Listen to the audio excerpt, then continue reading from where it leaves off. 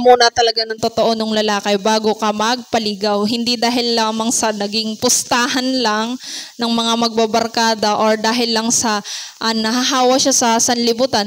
Kasi ngayon, ng kabataan ko, ano ang trending, ayun lang din po ang susundin. So, kapag nakita nila yung kabarkada nila na merong katipan or merong mga nakakasamang yung tinatawag na term na jowa or shota, nahahawa. So, gusto lang nilang manligaw, pero hindi. Dapat mabuo muna yung tinatawag na banal na pag-ibig or love bago manligaw. Tapos sabi naman po, courtship should follow marriage. Sabi nga po ng professor ko, nung kahapon, kasi di po first day po ng second semester namin. Sabi niya, manliligaw ka or may kipag-relationship ka kasi gusto mo na mag-asawa. Hindi ka manliligaw, hindi ka may kipag-relasyon para lang sa wala lang, nagustuhan mo lang. Kasi ibig sabihin nun, kaya gusto mo nang makipagrelasyon kasi patungo na yun sa pag-aasawa. At yung pangatlo naman is marriage must be the result of courtship. Dapat nagkaroon kayo ng pagliligawan o dumaan muna sa pag-submit sa pastor yung inyong pagliligawan bago kayo ikasal. Hindi dahil sa nabuntis na or yung iba pang mga bagay na negatibo, kaya lang kayo ikakasal. Without following the above will resort to harlotry or fornication. Alam naman po natin na ito ay isa ding matinding kasalanan sa Panginoon. Lalo tigit dyan, kunyari, nagsama na kayo, nag-live-in na kayo sa loob sa isang bahay ng walang kasal, may anak na kayo, at may nangyayari po sa inyong sexual activity na hindi pa naman dapat kasi hindi pa kayo kasal, ayun ay fornication na yon. Pero hindi lang po natatapos dun sa laman or yung salitang fornication dahil meron pa po yung spiritual. Sige po. Requirements of true love. Dapat both are Berean. Kasi kapag hindi Berean yung iyong magiging katipan, mahihirapan ka. Kasi katulad ko, ako na lang, example na lang sa akin, pag ako hindi naging Berean yung aking magiging katipan, mahirapan ako kasi ako yung babae, di ba? Mas, alam naman po natin na kahit dito sa Pilipinas, patriarchal tayo, mas talagang nasusunod at talagang dapat masunod ang lalaki kaysa sa babae. Kung ang maging asawa ko hindi Berean, syempre, maaring madala niya ako. Kasi siya ang magiging, niya ako under, ganon. So, dapat hahanap ako ng mag-under sa akin, pero dun sa ikakalapit ko pa sa Panginoon at mas magiging Berean. Kumbaga sabi, dagdag ko lang din po sa professor ko, sabi niya, bago ka pumili ng magiging asawa mo, tingnan mo muna kung saan kayo pupunta. Saan kayo papunta? Ano yung gusto nyong puntahan? Kasi baka, kunyari, love nyo lang isa't isa, o anong meron pagkatapos nun? Anong plano nyo sa buhay? Kasi, kunyari, sa amin daw mga babae na yung tingnan mo kung sino yung susundan mo. Kasi baka yung susundan mo, walang plano. Di ba pagka wala, bagsak. Para sa isang bahay, kapag walang plano ng pagbuo ng pundasyon, madaling magiba ang bahay. Kaya nagkakaroon ng pagkasira ng pamilya. At pag nasira ang pamilya, damay na ang mga anak. Sige ba? Tapos, both are considering raising a family and will marry. Dapat talagang magpapakasal. Hindi pwedeng hindi. Dahil hindi pwedeng nagustuhan lang na mag-live-in. Tapos, madaling sabihin na madaling magpalaki ng anak. Pero ang totoo is, napaka-hirap. Kahit wala pa akong anak, kasi sabi, kung hindi ka pa nakaranas ng isang bagay, katulad ng pagpapalaki ng anak, mag-obserba ka na lang sa nakikita mo o dun sa mga nakaranas na. Kapag naobserbahan ko po is, ngayon, ang parenting style ng magulang ay totoong malayo na sa Panginoon. Ang nangyayari ngayon, cellphone na lang, lalo sa mga bata.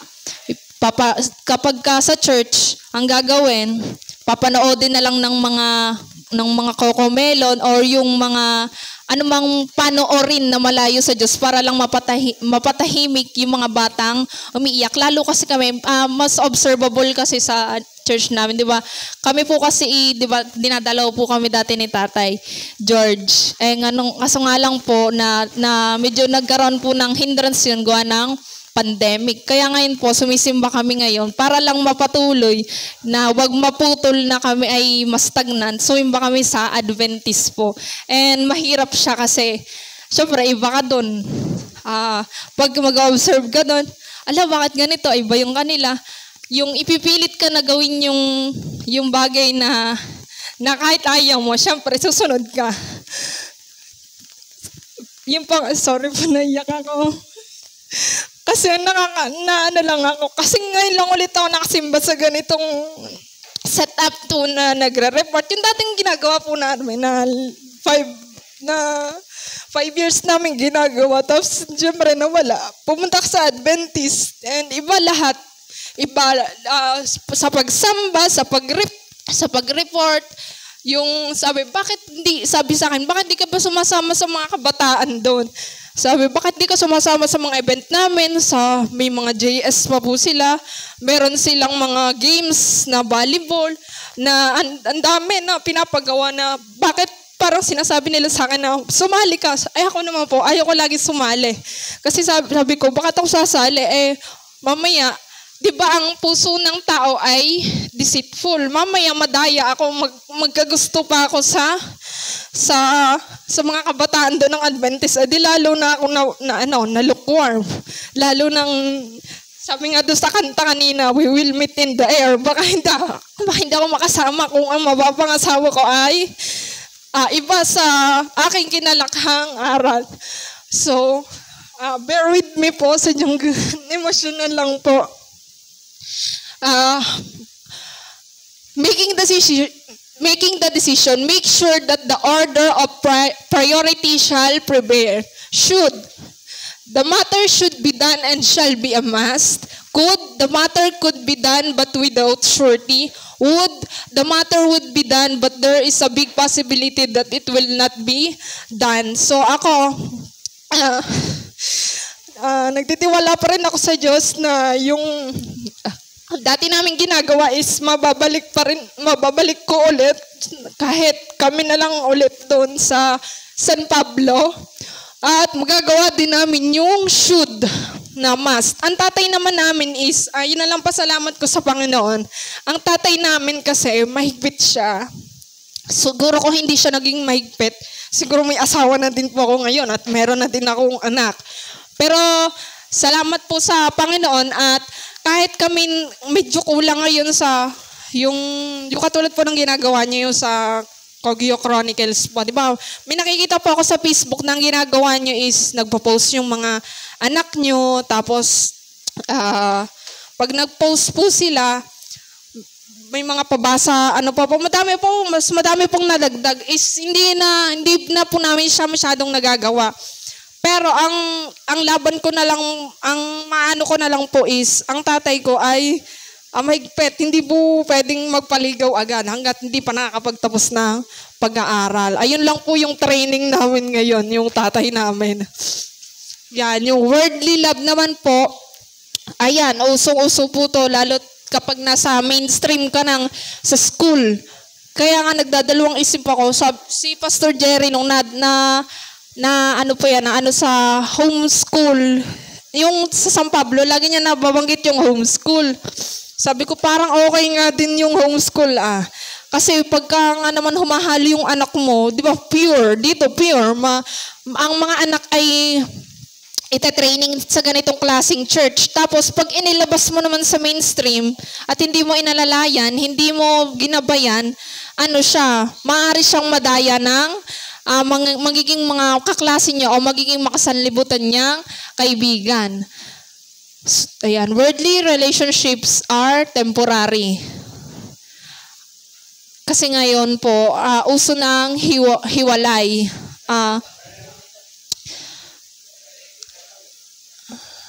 Pero ang hiwalay po, ang alam ko, nagsimula siya sa Protestantism. Kasi po, 'di ba, di ba po nung una, ang Catholic lang po ang religion nung unang panahon.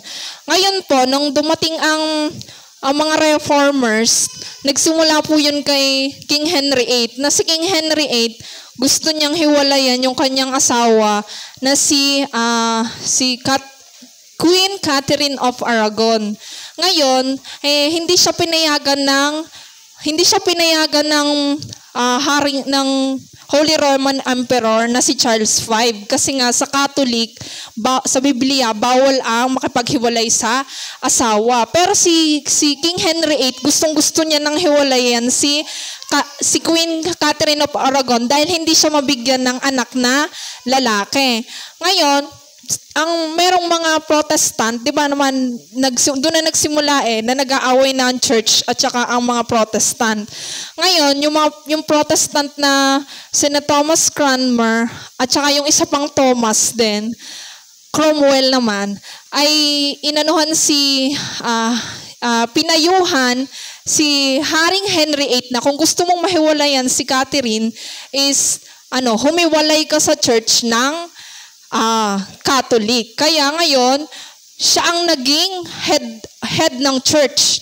Naging Church of England na, hindi na Catholic Church. Nung naging Church of England na, siya ay hiniwalay niya na si Catherine Aragon at naging asawa niya naman si Anne Boleyn.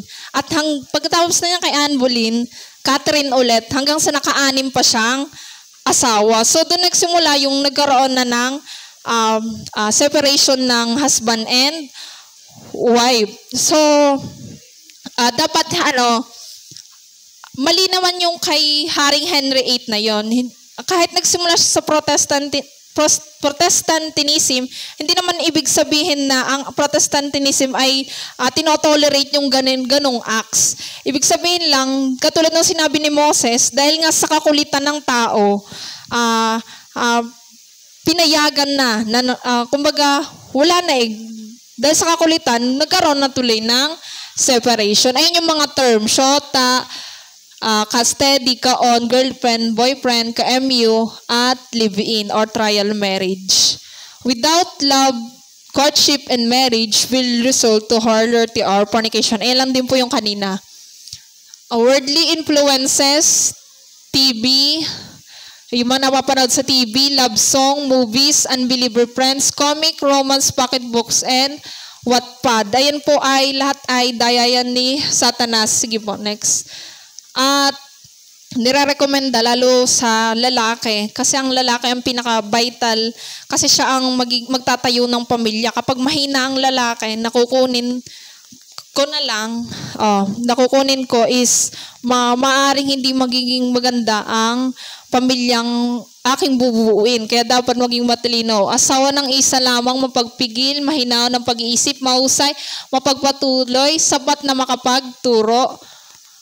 Sige ko, yung next. Hindi magulo, hindi palaway, kundi maluwanay, hindi mapakipagtalo, hindi maibigin sa salapi, namamahalang mabuti sa kanyang sariling sambahayan, sinusupi lang kanyang mga anak ng may buong kahusayan. So, ayan, mahirap talagang makahanap ng ganan. At wala talagang perfect na asawa kang makikita na lalaki na meron lahat ng ganang traits. Pero, kung pipili rin naman ng ka-LCM, dapat yung yung malapit na dun sa perfect. Bakit ka pa pipili ng yun, sabi ni Pastor, nang hindi bereyan, di lalo nang nalintikan, lalo nang hindi nakasama dun sa rapture. Ayan, isa pa yun, yung rapture.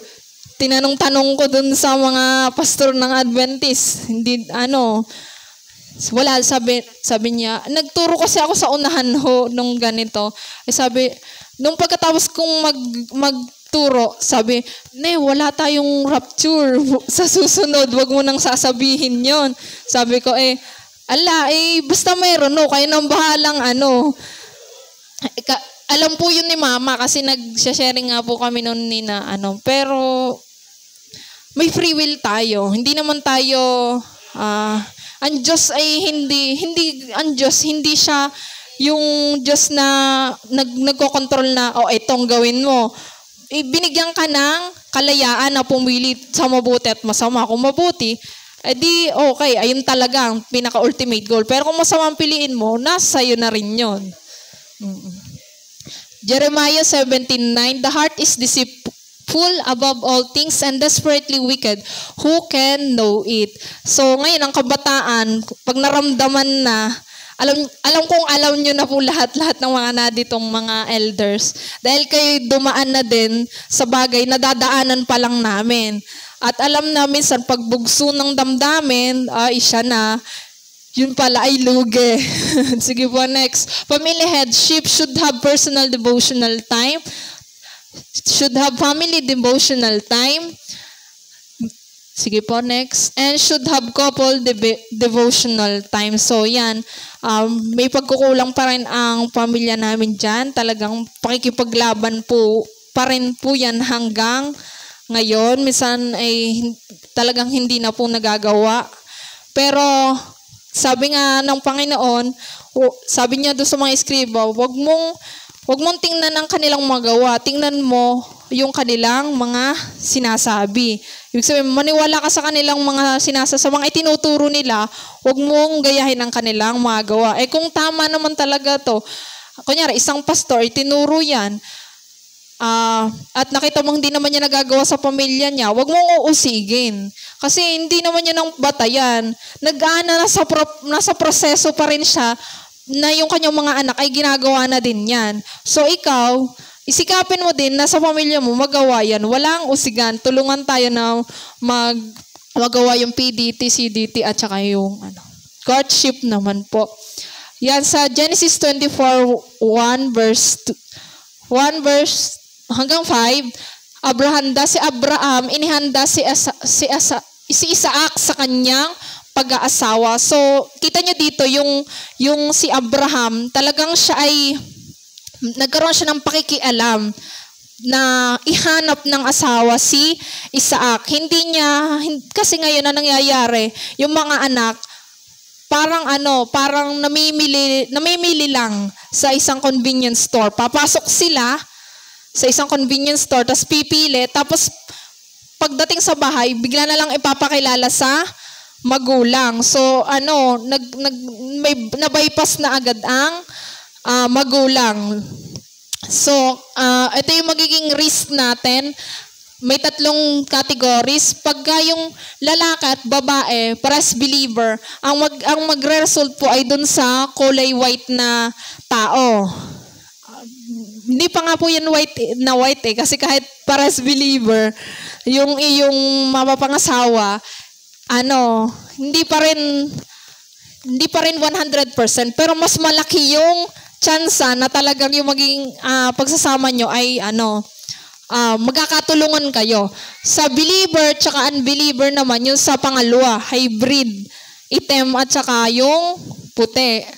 Laban yan. Yan yung sa palagay ko, yan yung pinakamahirap. Kasi, kunyari, lalo pag babae lang yung nasimba, uusigin yun ng asawa. Magkakaroon pa ng bugbugan, ng awayan, ng paltukan ng kaldero, lahat-lahat na mangyayari na sa loob ng pamilya. Hanggang sa dapat madala yung asawang lalaki. Ganon din naman sa lalaki. Kunyari, lalaki lang ang masipag, tas yung asawa namang babae ay wala lang, mahirap din.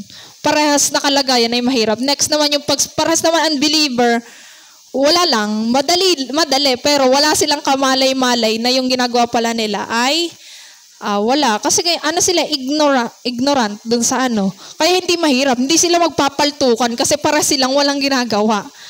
Next naman po is 2 Corinthians 7:14, sapagkat ang lalaking hindi sumasampalataya ay nagiging banal sa pamamagitan ng kanyang asawa, at ang babaeng hindi sumasampalataya ay nagiging banal sa pamamagitan ng kanyang asawa. Sa ibang paraay, ang inyong mga anak ay magkakaroon ng kapintasan, ngunit ngayoy mga banal.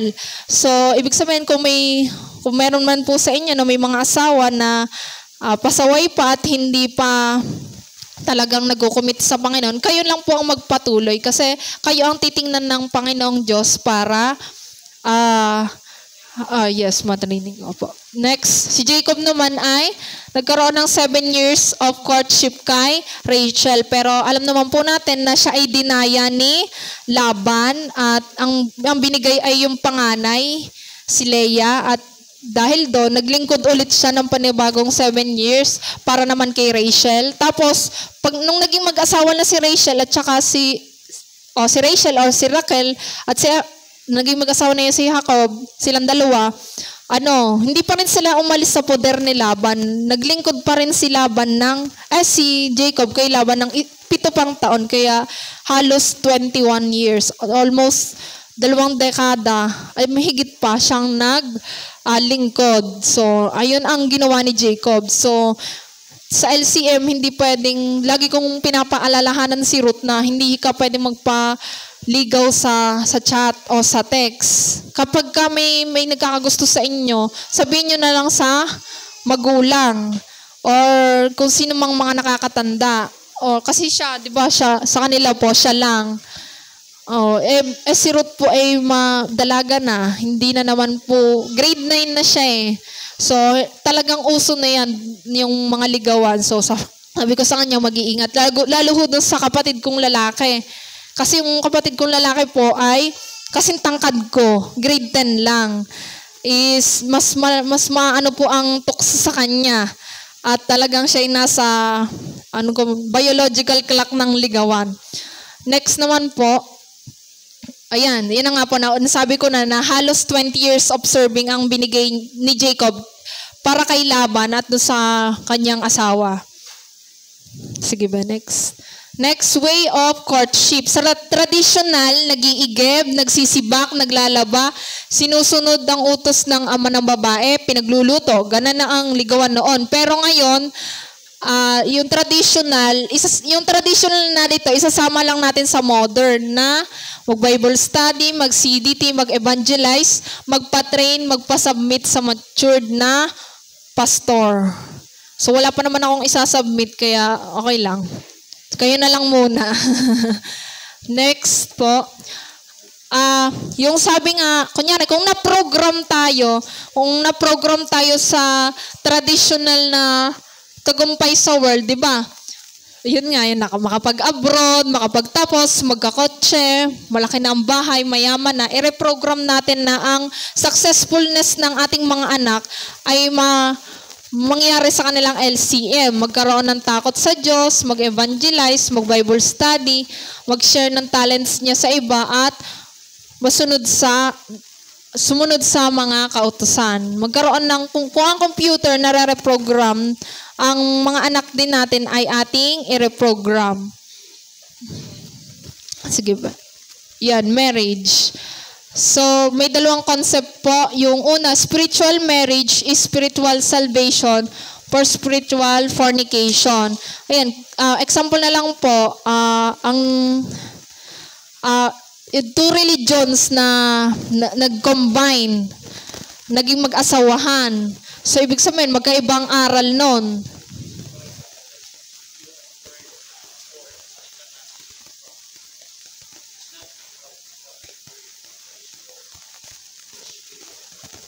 Okay po. Bali, magiging ano po siya? Magiging from po. Yung for para. Yung from mula sa. Hindi para mag-fornicate, kundi maligtas mula sa fornicate. Oo nga po. Thank you po sa correction. Para mag-fornicate. Opo. Spiritual marriage is spiritual salvation from spiritual fornication. Mali po ang type, puyat na. So, ayun na nga po, pag may dalawang religions or unbeliever na lang, unbeliever, tapos Katoliko, ayun na lang pinaka-severe, Katoliko, tapos Katolikong hindi lagi nasimba, tapos ikaw, napangasawa mo yun, yung spiritual nyo, may may laban na. Kasi ang ituturo ng isa, mangurus, magluhod, lahat. Yung isa naman, ganito. So, halo na, hybrid na. Next naman, so physical marriage is physical salvation from physical fornication. Madali na po yan unawain, lang yan, literal. Na yung physical lang po. Sige po, next. Yan, sa Ephesians po, ang babae ay papanginoon sa lalaki at ang lalaki naman ay magpapa-under o magpapanginoon sa mga church elders at ang church elders naman ay papanginoon sa Panginoong Hesukristo. Tapos, ngayon, tayo laging, di ba ang Pilipinas ay medyo madrama na laging merong mga sakitan. Kunyari, di ba yung mga anak, kunyari sa school, nasasaktan yung anak nila, napapalo ng teacher or kaya nadadapa yung mga magulang, na sila, naiiyak na, nasasaktan yung kanilang mga anak. Pero hindi sila nasasaktan kapag yung anak nila nalululong na sa mga gadgets or sa mga ML, yun na lang, yung sa mga ML, na hindi sila nababahala doon. Na ayun yung mas malaking sugat na dapat na gamutin kaysa doon sa physical na sugat na natatamo natin. Sige, next ba? Yan, kung si Confucius po, ang golden rule ni Confucius ay wag mong gawin sa iba ang ayaw mong gawin sa iyo. Sa atin po, ang golden rule ay no divorce. So, yan lang po. Salamat po.